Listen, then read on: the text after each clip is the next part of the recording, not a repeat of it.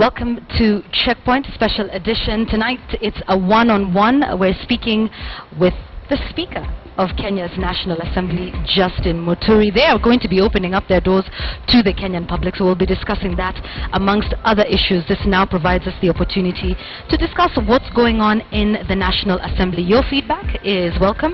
The hashtag is Checkpoint at KTN News, at Yvonne Okwara. You can also send us a text message. The number is 22155.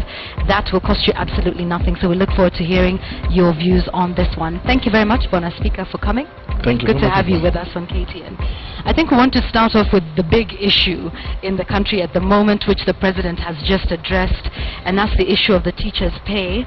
And I'd like us to focus specifically on the role of the National Assembly. You've been on record saying you would not reconvene Parliament, which is at the moment in recess, to discuss this issue, and many criticizing that, saying, but this is a matter of national importance. Why would Parliament not reconvene to address this matter? Well, because in fairness, this is a matter which is undergoing the judicial processes, first and foremost. And therefore, to bring the House to come and begin delving into it will obviously be in a sense, interfering with that process. Remember, we have a rule against sub judice. So we don't want to keep commenting too much. And I think even the entire country needs to have allowed the process to go to its logical conclusion, so that the arguments being presented in rallies should not be the same arguments being presented before judges. It also embarrasses the judges, the judiciary. It's not good, and that's part of the reason why I say no, we need to take our time. But more importantly, the procedure for reconvening the House again is provided for. The Speaker is never moved in political rallies. Those members that have been making those requests, even indeed there were requests at all, because they have not followed them up. They belong to various political party coalitions represented in Parliament. All they need to do is go and persuade their leadership. The leadership is the one that is supposed to write to me so that they can explain. And we reconvene, because then we will be able to sit and look at the areas that matters which are going to be strictly sub judice should not be debated. And then when I'm on the chair, I'll make sure that no references to those matters which strictly would influence the decisions in the courts. All right. If that was done procedurally, would you then have made that decision to reconvene Parliament? Because many people are saying, look, this is a discussion that's being had, as you say, at political rallies, but people want to hear from their members of Parliament representation and to just hear what they have to say, perhaps even focus on the supplementary bill and try and find ways of resolving the issue without necessarily touching on the specifics of the court case. And some people saying Parliament is now insensitive. However, if they followed the procedure, would you have then reconvened Parliament? Fortunately, again, there is no supplementary appropriations bill that is before the House. The House has finished that process by passing the recently published and assented finance bill. A matter which makes provision for expenditure of public resources or imposes taxation is a matter that is governed by the provisions of Article 114 of the Constitution, and requires that it must be the Cabinet Secretary for National Treasury and the relevant committee, which is the Budget and Appropriations Committee of Parliament of the National Assembly, have to sit and agree, because those are not matters that members will just rise in political rallies and start saying we want to impose this level of taxation. They may not necessarily know what is the economic status of the country at the moment. Those things can only come when there is consultation between the National Treasury and ourselves. For the time being, even if we were to raise, I would still have to refer it back. I would have to refer it back for those consultations to happen, because that is the constitutional procedure that has been provided for. Yes. All right, let's talk about the 11th Parliament now. Obviously under more scrutiny than ever before. Live proceedings, are allowed of, the proceedings in Parliament. And I think in that time, during the 11th Parliament, we've seen quite a bit of drama, from what happened with the passing of the security bill to the counter-accusations of bribery within the watchdog committee, that's the Parliamentary Accounts Committee. In fact, during the Securities Bill, and we have some footage of that, some called it the worst day in Parliament's history. What would you say about the 11th Parliament that is now under your watch and under your tenure and under your leadership, when many people are saying all of these events that have taken place since 2013 now erode our public confidence? We're hearing of parliamentarians getting small bribes to pass bills, and this is a house where people are essentially making deals. Could you talk to us about that perception that... Let me say, I've said it, I'll be repeating, that the 18th of December 2014 will go down in history as the lowest moment of our parliament, because members behaved below par. And I've said time and again that the behavior of one member of parliament, if it is perceived by the public as being below par, erodes the confidence the public has in the entire institution. It's for that reason, and because these matters really must be addressed by the Parliamentary Service Commission, of which I chair, we have come up with a proposal, even though the media is not quite happy with some of the things, but we'll talk about that later. Within the confines of the Powers and Privileges law, a mechanism which provides the Parliamentary Service Commission and that Committee of Powers and Privileges an opportunity to get some expertise, some expert advice on some of these allegations, because you and I really, you will hear about it, but you don't have the wherewithal to investigate the matter. Sometimes when you go to investigate, you are told, oh, we never meant it. Of course, the usual things that I've been saying is that maybe the politicians have decided to patch up, you know. It's for that reason that I came up with a proposal that, yes, Public Accounts Committee is the oldest committee in any parliament. It is a committee that is held in the highest esteem because it is the one that scrutinizes expenditure of government after appropriations. Now, if the same committee get mad in those accusations of bribery and such like misconduct, it obviously in a big way erodes the confidence the public would have in the institution of parliament. And it's for that reason that we came up with a proposal. Of course, some members call it an ombudsman within Parliament. It is not an ombudsman. Our proposal is, let us have a mechanism that helps Parliament, particularly the Privileges Committee of both houses, to get to know what it is that is being done and nip it in the bud. Yes, because it affects the institution. Of that were then just swept under the rug, and certain people said, okay, I received this and I received that, and nothing seemed to happen. All we did was a change of leadership at the parliamentary, the Public Accounts Committee, and then we're moving on, business as usual. I agree with you, Yvonne. It is for that reason that I felt, and the members of my committee felt that no, we need to go beyond this. Let us not just say that, because some of them are not matters that you can invite outside bodies. And of course, again, in this one, we are informed by international best practices what happens in other jurisdictions. Institutions of parliaments do have committee on standards, ethics and standards, so that certain standards will be prescribed for members, that below this, it is not acceptable. It is indeed punishable. And then you prescribe various penalties for certain... So you're saying that this watchdog committee, you don't want to call it the parliamentary ombudsman, for example, would have the powers to do what? Investigate? And then what?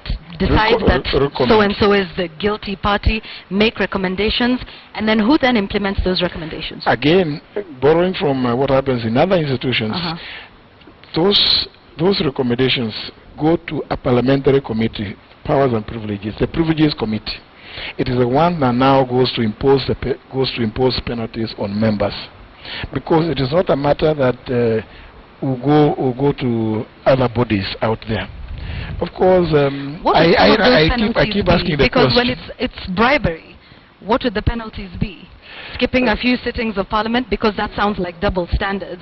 For everybody else out here that would be involved in bribery, there is a legal procedure. No, bribery will not be Because in that's bribery will not be in that category. Okay. Because bribery is governed by in the Ethics and the Corruption Commission yes, Act. Right. So that is criminal. It is matters of standards and ethics of members of Parliament. It is not criminal matters. If people go and shoot and kill, they cannot be handled by that committee. However, those who were accused, and some people somewhat making confessions that yes, I was paid by so and so, nothing seems to have happened, and yet, as you say, that is criminal. You know, incidentally, I kept asking, where those confessions were made? They were made before certain people. Did they report to the? Because that is a matter that should not come to me. It should come to the Ethics and Anti-Corruption or to the Director of Criminal Investigations. Because that is criminal. It's outside my purview. It was not a matter that was saying to have, to have been happening under my watch. But yet members go out there and make all manner of allegations and confessions. Like I did listen to that purported confession. Of course, the member later. But even before, yes, but even before the Powers and Privileges, committee that actually looked into this matter, we had certain members of Parliament saying, yes, I actually received money from so and so. But now, if a member, remember, you can look at the record. No member admitted having received. So it becomes a matter now that should go to the Ethics and Anti-Corruption because they are the ones with the wherewithal. They know what it is, what tricks they use to go to the bottom of that kind of an allegation. It cannot be, And so now it's just business as usual? Well, despite all the counterclaims, the said members of Parliament continue and... Let me say this. Become part of other committees? I cannot myself go to deal with criminal matters. That if I witness a crime being committed, then I would want to be told the crime has been committed under your watch and you have not reported. Okay. So for me, I'm only supposed to deal with the matters of privilege and misconduct of members. Okay. But not when it goes beyond normal misconduct and ethics, that's a matter now for other agencies of government to investigate and deal with. Okay, I want us to talk about the constitutional bills. The deadline, we know of that extension by a year. Now we failed to meet 4 other deadlines. We now have another year. Counter-accusations, of course, Parliament blaming CIC and AG, saying they are slow in drafting bills. They are in turn saying Parliament does not prioritize these bills. CORD is on the other hand saying Jubilee seems to be dragging its feet on these issues. What guarantees can you give us today that 1 year from today we will not be discussing the same issues? How different is it going to be? Will we meet that deadline 1 year from today? Fortunately, I like the fact that you say that this is the fourth time it has happened. So it's not peculiar to the 11th Parliament.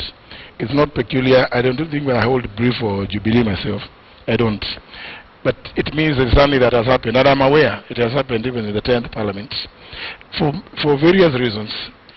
But the pressure we put has resulted in us having all of those bills being submitted to us. Because of the pressure that we applied as Parliament.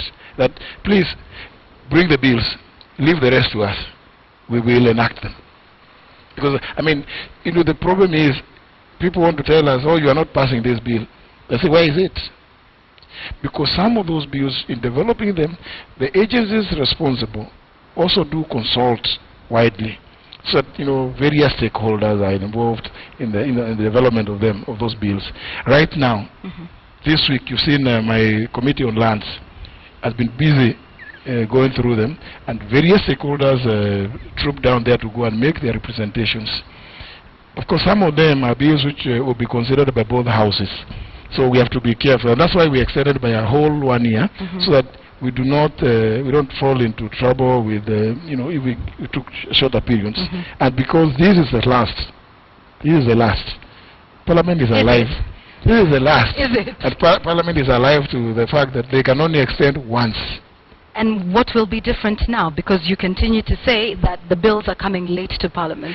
What changes have been made to make us believe that, 1 year from today, all of these issues that you're talking about have been resolved with the CIC, with the Attorney General? They have all been involved. Resolved? They have all been resolved, and they have brought the bills to us. Remember, our complaint was, please, bring the bills.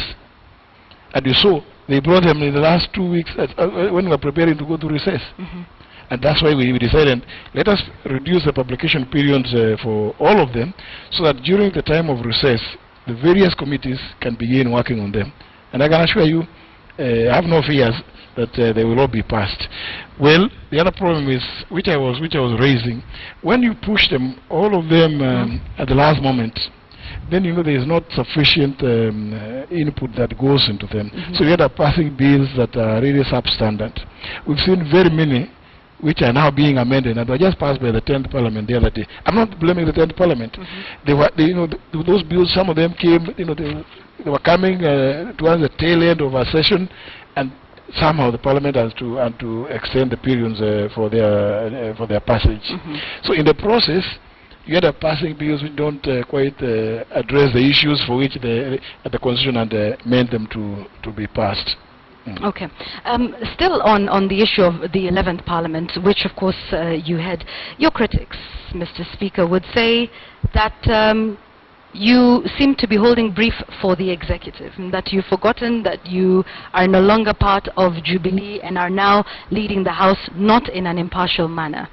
Some would point to the issue with the security bill that we've just talked about, and some saying at that point, with all that heat that was going on in Parliament, that you could have stopped the debate. Indeed, Member of Parliament Johnson Sakaja said, let's listen to the opposition and let's perhaps defer this debate for another time. But that you continued to host the debate and then pass this almost as if it was life or death, that it had to be passed at that time, and that this is happening under your tenure. Are you biased towards Jubilee? Let me say this. Some people, obviously there is something people must understand. When you contest for position of Speaker, you must be supported by some political party or coalition of parties. Once you assume the position of Speaker, you no longer belong to the political party caucuses. When it comes to the issue of bills being passed, first of all, this Katiba we have is very good. It is a clear Article 122 that the speakers of houses have no votes. So the people who vote, the people who pass the bills, do not include the Speaker. My business is to ensure that they do that. With regard to the bills, the security laws on 18th of December, we had recalled the House specifically to come and look at those bills, at that bill. All members from all political persuasions held meetings. You should look at the order paper of that day. You see the number of amendments proposed by various members. Then most of them collapsed the proposed amendments into what the committee was saying. In fact, it is for that reason that not even a single member, even those ones who are shouting, the ones who are screaming, they know that their amendments were all accommodated. And it's for that reason that even when they went to court, only 6 out of more than 100 clauses were found to be defective. And even the executive agreed, because they have never prevailed an appeal. So what is required now is for the executive to move the House again to repeal those 6 provisions, because they have no use now. Yeah. Now, if you recall a House to come and perform a particular function, and members want to bring me into antiques of shouting, being controlled by forces out in the House, it is my singular duty and responsibility to take a decision one way or other. Do I adjourn? And if I adjourn, because people have become rowdy, am I setting a precedent that every time in future, when members are unhappy about something, that's the route they will be preferring? I took the manner in which that bill was passed at that time, many would say people were shouting, water was being poured. Yvonne, what did the High Court say? The High Court looked at the Hansard. Forget about the hula baloo in the villages and the political rallies. What did the High Court say? All those issues were raised, they were confessed. The High Court said, let's just look at the Hansard. The Hansard is the official record. It shows that every clause was proposed, question put, and a vote taken. The High Court ruled that there was nothing that was untoward. Members, remember, you are dealing with politicians with all manner of antiques. All right, with all due respect, I think it's, and what has happened in the court, I think, is very well understood. But then it becomes a matter of perception. You have a number of Kenyans, even on social media today, who are saying they're not happy with your performance. So how do you change that? Because Parliament is there as a representation of the people. If the people are unhappy with how Parliament is conducting its affairs, surely that should be something that should cause you concern. Yes, but we need to know what it is that members are unhappy about. Not when a particular vote is taken and one side wins against the other. That people are at liberty to agree or not to agree, because usually it's a contestation. It's not every bill that gets bipartisan support. Some don't have, others do. So, but Kenyans need to know that my business is purely only to ensure that both sides and all people, the minorities, the youth, the people with disabilities, everybody gets a chance to speak as much as possible. Also, in doing that, you must appreciate that the Parliament that we are in now is of coalitions. Yes. So even within coalitions, you must allow the various shades. You're ready to time to make that decision. You know, the person who has spoken is from this coalition and from this particular party in the coalition. And this is a youth, the other is a lady, the other one has a disability. I mean, people don't know that all these things are at play when we're making decisions or to award speaking time. Do you agree with the comparisons that people make between yourself and former speakers, Marende and Francis Ole Kaparo, and everybody says, we miss Marende? There's a tweet saying the same thing. We miss Marende, we miss Ole Kaparo. The speaker is not. Do you think that's a fair comparison? First of all, during the time of Speaker Kaparo, there was no live broadcast. So I think it's a matter that is a comparison. So more scrutiny on you now because everybody gets to witness what's happening. Let me tell you, the Parliament that was there was of 220, maximum 222. Yeah, members. We have 349. The Parliaments that were there before had actually one advantage, and I've always said it. The fact that you had cabinet ministers and assistant ministers sitting there brought in an element of decorum and order unknown to this current one, where everybody is an ordinary member. They're all equal. They're all equal. And I'm telling you, people should write, people who want to compare should first of all consider this, because whenever you had cabinet ministers, there was also an element of respect and deference. That's lacking now? That is lacking. What do they have? A leader of majority, a deputy leader of minority, a deputy, some whip, the rest. Okay, all right. People must look at this differently. But I always do this. I allow people to hold whatever views they may about me, so because I'm also at liberty to hold whatever views about them. But if people are not informed, if people are speaking from ignorance, it is my business to also point it out to them that you don't know this, you have not considered this. The parameters are different. All right, okay, making a defense for you there. Here's another one, and we'll talk about, opening up Parliament in just a moment. But there's also other critics, and particularly the media, who say, under your tenure, Speaker Muturi, you have presided over a time when Parliament has passed not one, not two, and now we're on the verge of the third one. Curtailing media, the role that they play, and also the right to access of information. There's the Kicker Act, there's the Media Act, and now we know the Powers and Privileges Bill that is going through. It's in the second reading, past the second reading, I believe. What would you say to that during your tenure, this is a time when you have consistently sought to curtail the work of the media, and even with the Powers and Privileges Bill that's talking about a contradiction, that we now have live proceedings of Parliament, yet the media is then about to seek permission from the Speaker or from the chair of a committee to air some of these proceedings live, and that Parliament may be defamed in one way or another. What's your response to that? My only responsibility is to consider when a legislative proposal is brought to me, to consider whether it is against the Constitution. And of course, even then, I am limited in not curtailing the legislative initiatives of members, so that the business of making a decision, one way or other, relating to constitutionality or otherwise of the bill being passed, is on the entire House. Kika law was passed by the entire House. It is not the Speaker. I have no vote.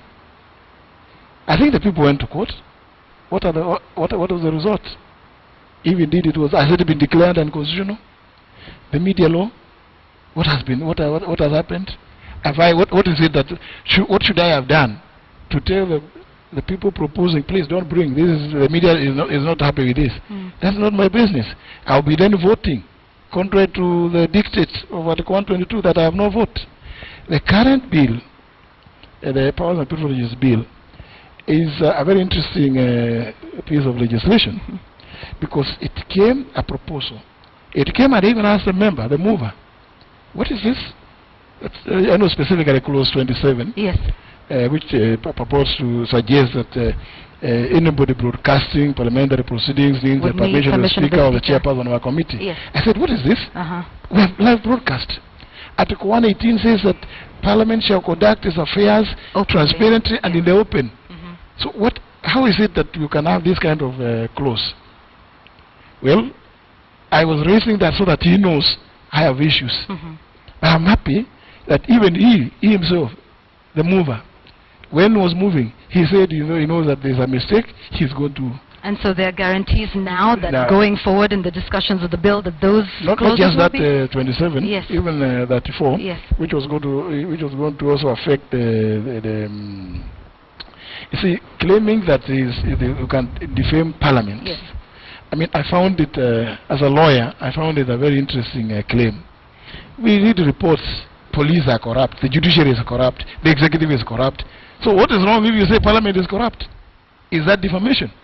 I raised those issues. Now I can tell you now, from where I sit, although I will not vote, we have proposed, I don't sit in the committee. Yes. We have proposed as a committee, because I chair that committee, we have proposed deletion of those clauses 27 and 34. Now, I leave the business of deciding whether they will be deleted or not to the House when it sits in a committee or the whole House. I mean, I've done my business. I've done my bit. Okay, all right. Very quickly, before we wind up, listen, Aden Duale, who's the majority leader in Parliament, during that retreat you had at the coast, proposed this issue of the teachers' bill. I want to take you back to the teachers' pay for just a moment, and said, you know what, there can be cutbacks that are made in the budget, in the judiciary, in the executive, even in Parliament, to the Parliamentary Service Commission, towards giving that to teachers. And he said, parliamentarians should be ready to take a pay cut for this. My question to you today is, what are your thoughts on this? Do you support it? Is this something you would be willing to do personally as a Speaker of Parliament, to have budget cuts, to take a pay cut, to be able to pay the teachers? Well, see, for me, it's not even open to me to make to express an opinion on this, because I wait for proposals. They'll come. Obviously, like I said earlier, there will be input from the Treasury. Yeah. And other stakeholders with regard to the status of the economy and at all. If indeed the House decides that a pay cut is a route to go, putting all factors together, whether this is going to be a one-off or is it going to be a permanent solution. Yeah. Do you think it's a sustainable solution? Personally. Yeah, I'm just seeking your personal views. I don't think it is. All right. Would you be willing to take a pay cut or some budget cuts in Parliament to be able to fund the teachers' pay? But the pays of everybody today are regulated, and I think it is unfair that we have created institutions which we don't want to respect. Why did we put SRC in Article 234? What is their work? The mandate is very clear. To be fair, though, Mr. Speaker, teachers are not state officers. They're public officers. Yes, but it doesn't say so in the Constitution. State officers are clearly stated. Teachers are not state officers. The role of the SRC with regard to public officers is to advise. Yes, advise. And that advice... But not set. Yes. Setting is for state officers. I'm so thoroughly aware of the constitutional provisions regarding all these things that I know that they are supposed to advise. Yes, just like we take advice from the Supreme Court. Yes, an It's advice it's not necessarily binding, Yes. but it's an advice. Okay. And you know, because that's the body we are mandated, using various mechanisms Right. to come up with something that shows what is sustainable for the economy or not. Advice, but like you say, not binding. Not binding. Yes. Yes. So why must we continue to ask the teachers to be to follow what the recommendations are of the SRC when clearly their advice is not necessarily binding? No, but you see, with this particular function given to SRC, it's not really it's not perfunctory. It is not something that you just wish away. However, the members of parliament did wish it away. No. Our salaries was another misconception. Misconception that has been there with everybody, that members of parliament have set their salaries. No. The salaries of members of parliament were contained in the Gazette notice of 1st of March 2013. They are still, as amended on 8th of March